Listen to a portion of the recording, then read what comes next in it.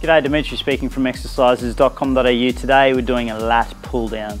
So we've got our machine in position ready to go here. We've got our right correct weight selected, and most important thing with this one is to make sure that this is at the right height, so that when you're locked in position your knees are bent and that you don't allow, there's not a lot of movement from your knees here that allows your torso to come up, especially once you start getting those heavier weights. It's literally going to be lifting your body up off the machine, and we want to make sure that we can lock ourselves into position and stop that from happening.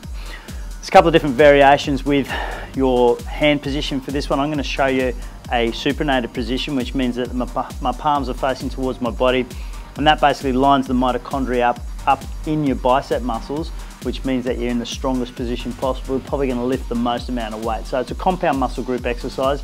We're doing our biceps, we're doing our rear deltoids, and we're doing our lats. Lats are the biggest muscle group that are working with this particular exercise. So with a supinated position, we want to make sure that our hands are around about shoulder position. We don't want them in close, we want them out apart so they're around about in line with my shoulders. I'm going to sit down with that weight. I'm going to lock myself in position. I'm going to make sure my shoulders are retracted and depressed. I've locked my core on nice and tight. I'm going to pull down all the way down, and all I'm thinking of doing here is locking my elbows down next to my body.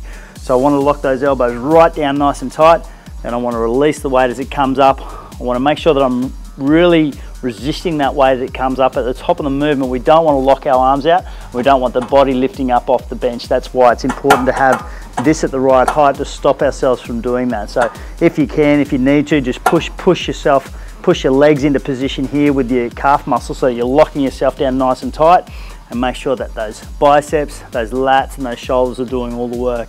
So really isolate those muscles by making sure the torso is not moving, you're not lifting yourself up off the bench, you're nice and locked on through those core muscles, those elbows are locking down next to your body, and you're resisting the weight as you're coming up.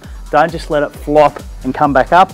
Really lock it on nice and tight. Make sure that even though you're pulling down and working the weight pulling down, that you're resisting the weight in that eccentric part of the movement, really working the concentric and the eccentric part of those movements. It's our lat pull down for today.